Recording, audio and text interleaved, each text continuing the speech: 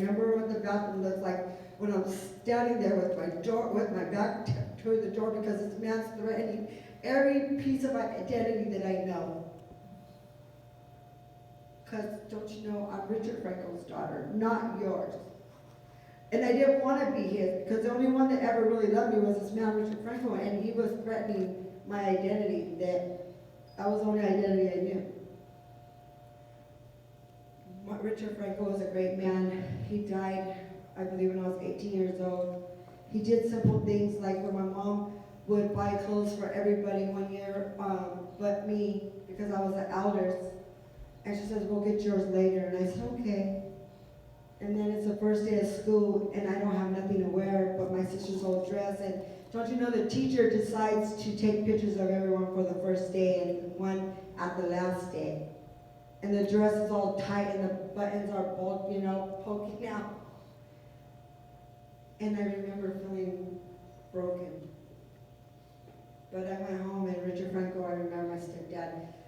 My mom's friend had came and brought me some pants that were way too big. You guys remember the diddles with the little thing and all that stuff? Like, they were way too big, but he sat in the room with me and he ironed them for hours, inside out, the right side, pockets, telling me how I was a leader and I could be a president, and I could be anything I ever wanted to be, and don't you know that you're my memories and I love you, and that you put up with so much and you're so strong and you're going to be somebody. And when I wore those pants to school, I believed it, and I walked in like, and they were big. But you couldn't tell me because he had gave me so much love ironing those pants that I believed it. But then the monster would come, and my mom was in her addiction at the time, and I wasn't really aware of that until later when I started remembering stuff, and when he would go to work, he worked graveyard. I used to pray for someone to come over so that they would keep her occupied, because if she was occupied, she wouldn't hit me. I never learned Spanish. My mom would talk Spanish when she didn't want us to understand something. She would tell me, Emily, go outside and get the sartén. I'd be so scared I'd get the olla. An olla is like a pot. A sartén is a frying pan. So I would get the opposite, and no matter what I did, because I was so afraid, I would do it wrong. Like, I would second guess myself, and I would get hit. When I was 12 years old, I started smoking PCP, started ditching school, started having sex. I have a 12-year granddaughter, and I don't know who let me do that stuff.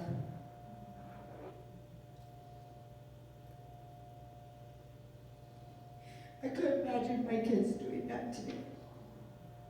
And when I think about it, it blows my mind. I got pregnant when I was 14 years old. My mom never really taught me about my menstrual, about sex.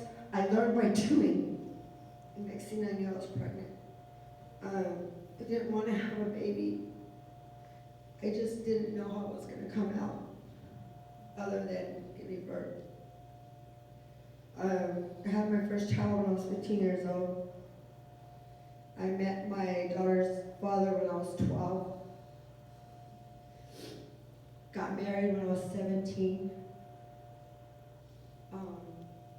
That's when I started using my real identity, Emily Chapa, instead of Emily Franco.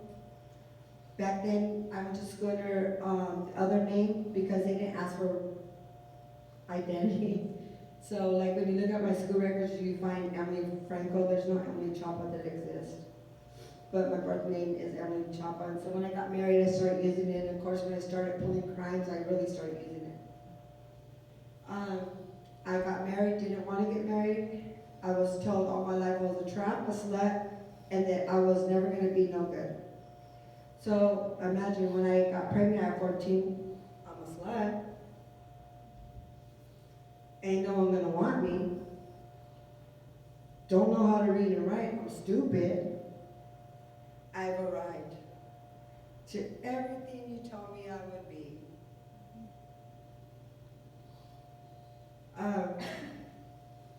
At 15 years old, I started using methamphetamine. My partner at the time said I had already tried cocaine, pills, PCP. Um, Told me, we're going to try this new thing and we're going to just do it for the weekend. And I said, okay. But I'm an addict, and I didn't know then what I know now.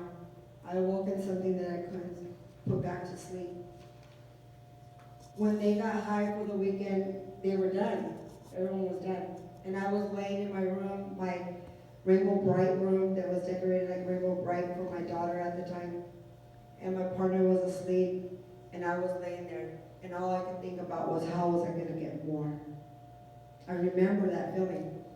I remember the birth of that monster, literally. I can identify it. I remember what it feels like. I remember what the room looks like. I remember. There's a lot of things in my life that I don't remember, but I remember that.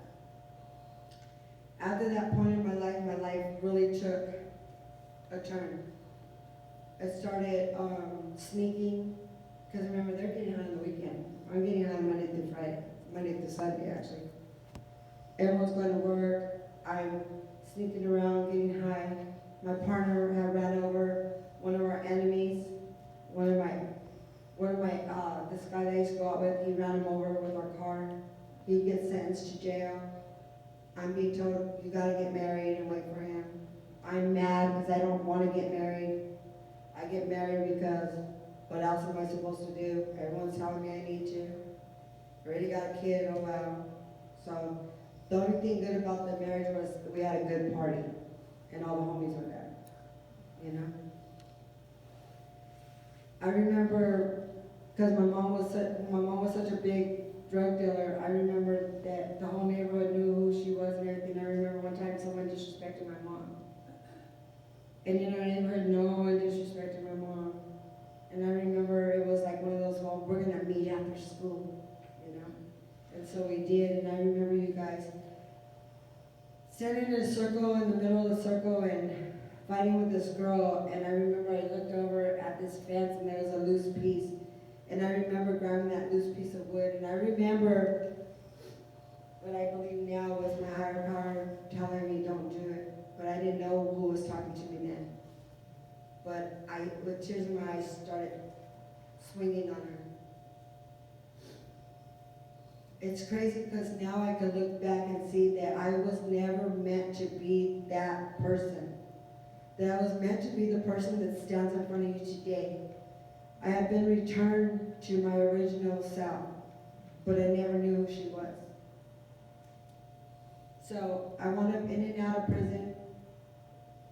I went to prison 4 times, mostly everything for using drugs, stealing. I stole everything that wasn't nailed down, climbed through my family's bedroom windows, took cars, took jewelry, took money, took their drugs, sold their drugs outside the house, because although they sold drugs, I was a drug addict and they were the drug dealers.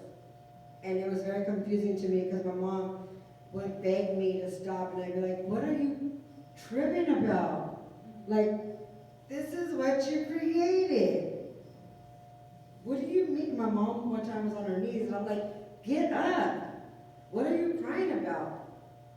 As I laughed and walked right past her, you know, because I had no sympathy, because I was like, this is what you made. What are you complaining about? What are you crying about? Get up, you know?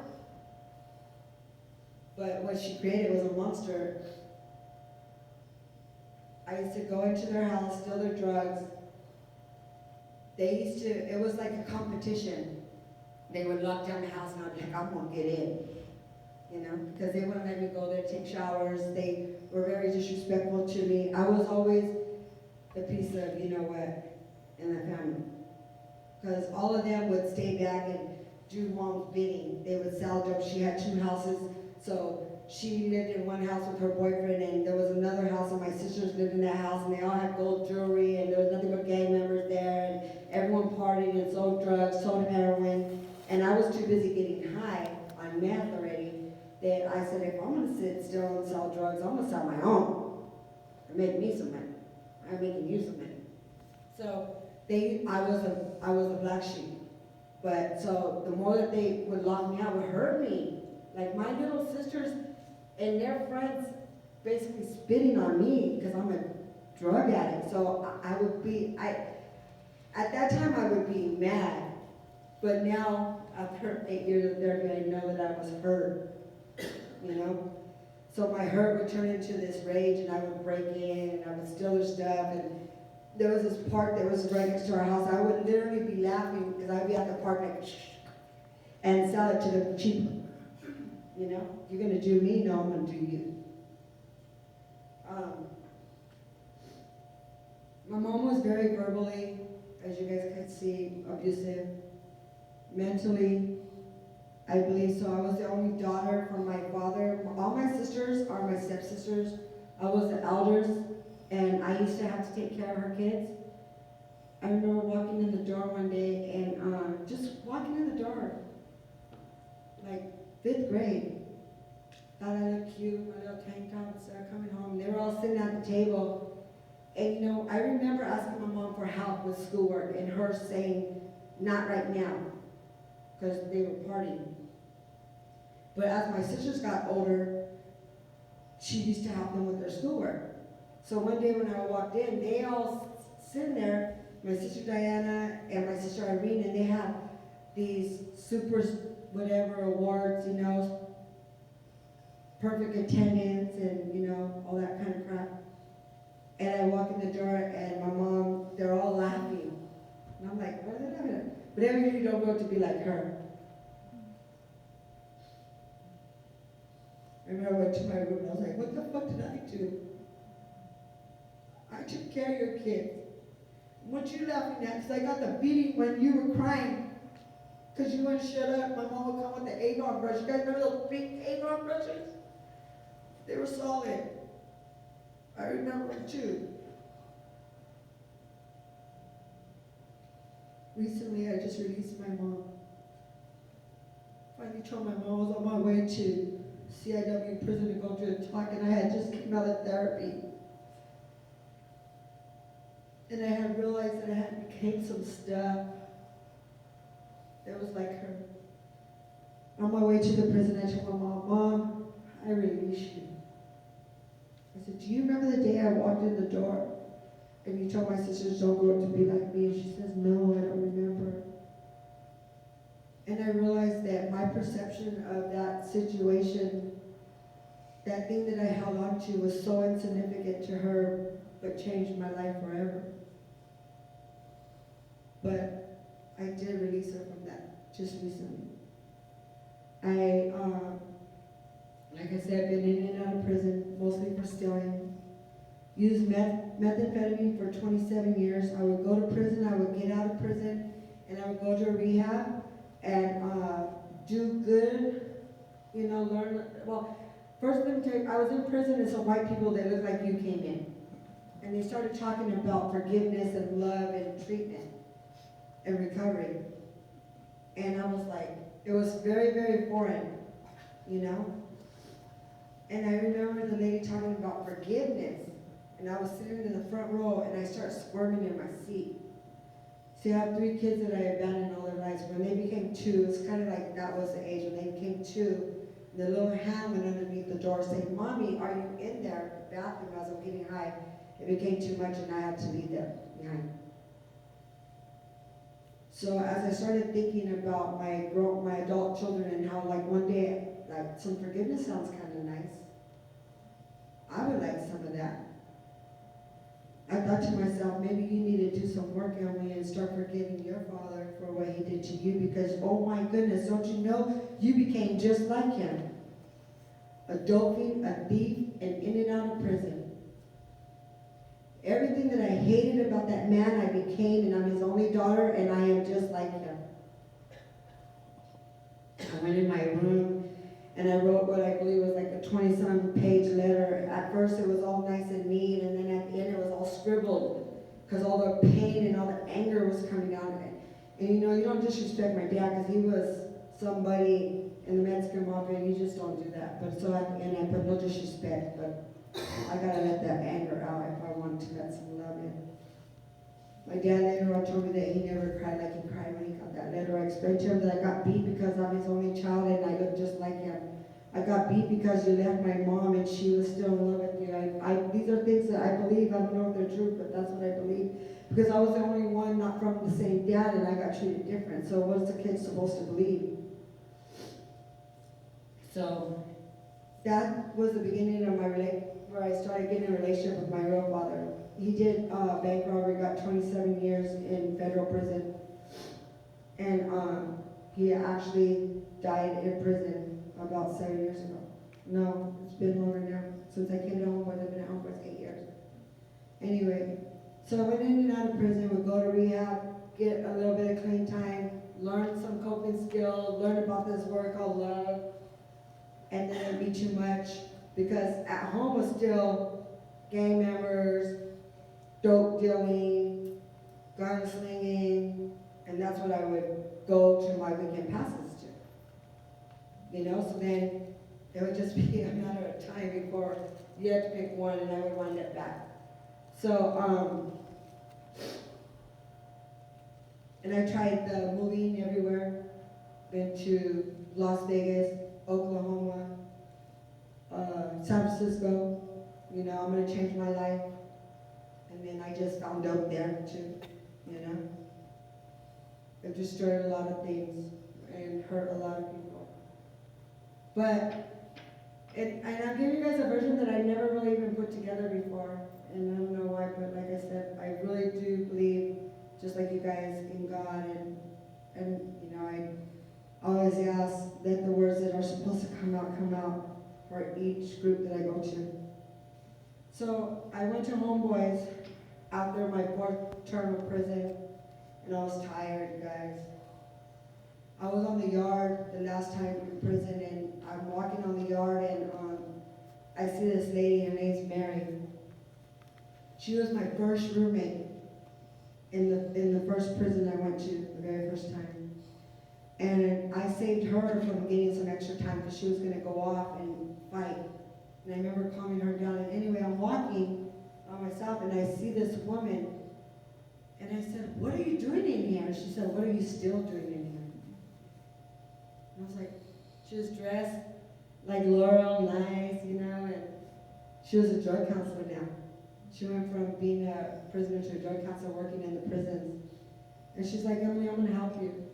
I had many what we call Eskimos. There was also a lady named Paula Niemeyer that once I was in her program and then I wound up back in prison and she wound up coming in, not to see me, but just by chance running into me. And the third time I got out of prison, she made sure she was at the gate to come get me. So I've had angels, just like Kristen talked about, we don't know why. You know, how could you love the unlovable? But my mom, the person that's supposed to love me the most, didn't love me. Why would you? But Mary helped me get transferred to Los Angeles. I was stuck in Riverside County for 15 years doing my dirt, running amok, you know, living the way that I was living. And so I came to Los Angeles County, went to a drug program called Walden House, and I was there for a year. And I remember when I got there, I cried. I didn't want to be there.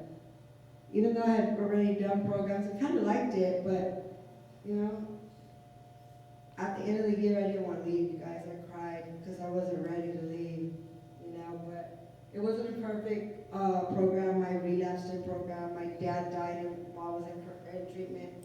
And my dad had said, "Whatever you do, Emily, don't relapse." I said, "I'm not. I give my word." And, you know, my drug of choice is methamphetamine, but I wound up relapsing on heroin after his death, and laying there on my bed looking at his picture and just beating myself up. Like I had gave this man my word, and here I was, not only high, but high on the worst, what I believe, drug possible, which was heroin at the time. I remember going into the office of the program and telling the drug counselor, "I'm dying in your program and you don't even see." I wanted her to catch me, but I couldn't tell on myself. You know, so I was mad at her for not catching me, you know? And I hated that lady for a long time until I was able to own the truth, you know? But let me fast forward. So after that, I went to a sober living, which is where I met my partner at. We were in sober living together. And I was there for a year. And before I had met my partner, I had went to Homeboys one time. My friend at the drug program, we were deviating. Like we were supposed to go to one place, but we wound up at Homeboys. And we weren't supposed to go to Homeboys. They didn't want us to go to Homeboys because of all the guys there. Well, we went, and I walked in, and there was all these young gang members, and it was real busy and crazy. And I said, "Oh no, this ain't for me." Like I was already 38, 39 years old, and I felt old, and I was like, "This isn't for me." I left. My dad died. I used and went through some more stuff before I came back to Homeboys. And so when you guys go, which I'm counting on you guys going to the morning meeting, you have to be, if you're gonna do a tour, you have to be there for the morning meeting. Everybody from every office comes into the lobby, and we all gather as a family. I'm standing in this lobby, not knowing what I'm in the middle of, and in the morning meeting they do the mission statement, they do the curriculum that's happening for the day, they do whose birthday it is, and everyone sings happy birthday. If you got your driver's license for the first time, yay! They'll say, watch out, the streets ain't safe, or they do all this stuff. And afterwards they do a thought of the day, and then they do a prayer, and then everyone disperses and goes to their work area.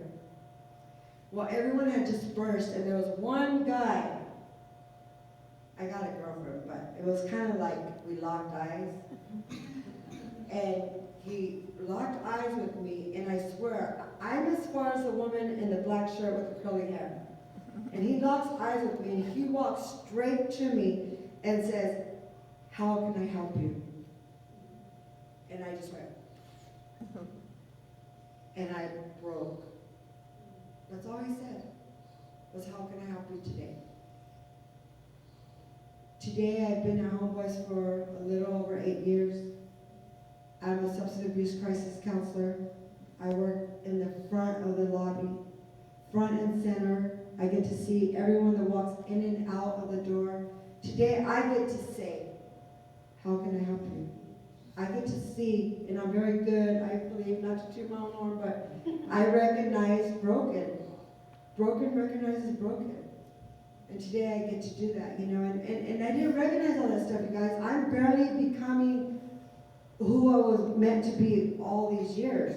Out there 8 years of therapist, out there going through one therapist for 6 years and becoming very comfortable and just becoming like friends, and then meeting another therapist and her taking me to another level and her telling me, "Do you know that you're a blessing to be alive?" And me saying, "You're right." I didn't think of that stuff. I'm in college now. My very first paper, I did a paper on addiction and togetherness. I truly believe, I've done 12-step programs and it didn't work for me by itself. But once I did 12-step and came into the community of Homeboys, woo, I'm still shooting. I have my bad days. Today, before I got here, I was in a bad mood. Money, we have money problems, crisis with clients. I was taking it out on my partner, and my partner's like, "This is unfair that you're doing it to me." And I'm like, "I'm gonna go with all these nice people, and I'm in a effing mood." Like that was real. Because I'm human.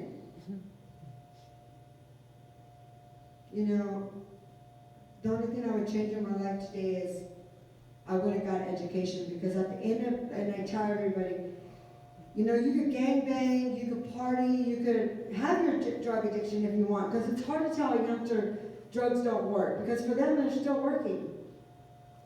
But the only thing I do mainly say is like stay in school, because at the end of it, I guarantee drugs will beat you up. I don't know when. I don't know if it's going to beat you up 1 year, 2 years, or 27 like me. And I don't know if you're going to be alive to actually heal from the beat up. I don't know. But it will get you. No one wins addiction. But at the end of it, if you have education, you can get your stuff together. When I came to Homeboys, I didn't know how to read. I have a tutor, Dennis, that's been with me for 8 years. I get to, I tell them all the time, your children are so blessed to have you, but, I'm blessed, I have him too. I went to Father G's mom's funeral, the most beautiful funeral I've ever been to. It was an actual celebration of life. Like this woman, they shared the history of Father G's whole upbringing and her whole life, and it was so beautiful. I sat there with tears in my eyes, longing to know what that felt like. Jealous that I don't know what that was. And then I had to slap myself into reality and say, wait a minute. You get that. Through her son who loves me, I get that.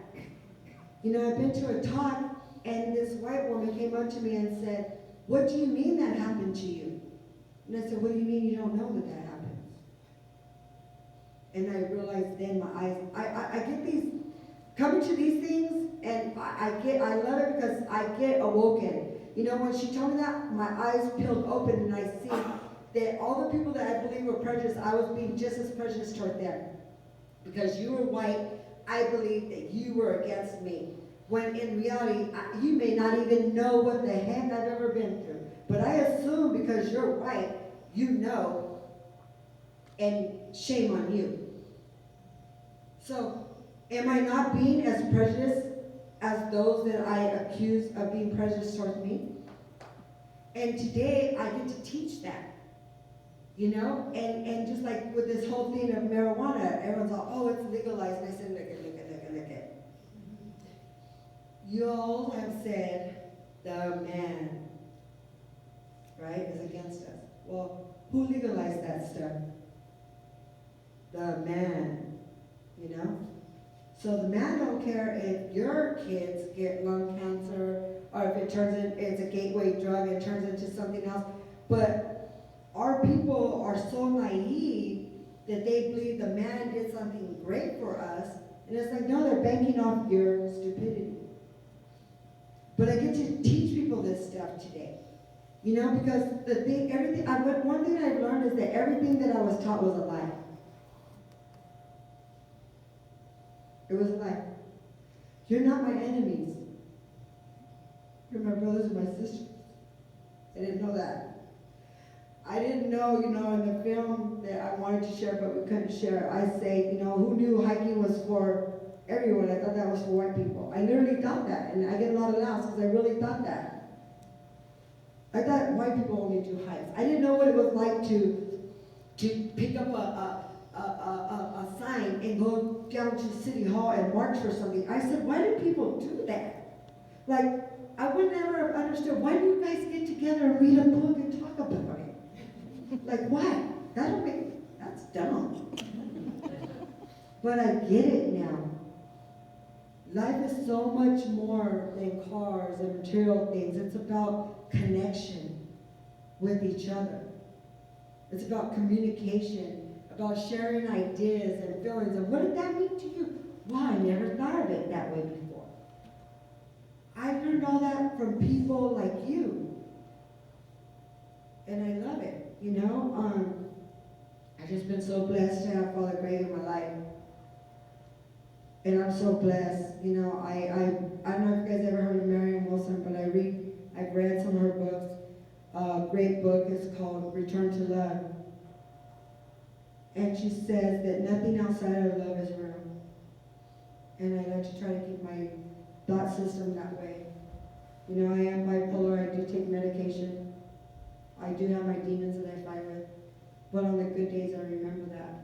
All the other stuff is man-made: jealousy, anger, hate, war.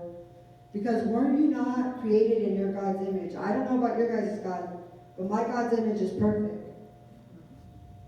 And I forget, because I want to take on ownership of what the world tells me, of what society tells me. But I have to go like this and say, wait a minute, no, wait. I was made in God's image, and God's image is perfect. So therefore, what are you all? What are y'all? Perfect, right? So that's one thing that I've been able to learn at Homeboy Industries, is that nothing outside of love is real. And without the unconditional love of Father Greg and everyone that he has in place, I most likely would be in prison right now or stuck on methamphetamine. And I wouldn't be with my partner, and I surely wouldn't be here with all you guys. Thank you for having me.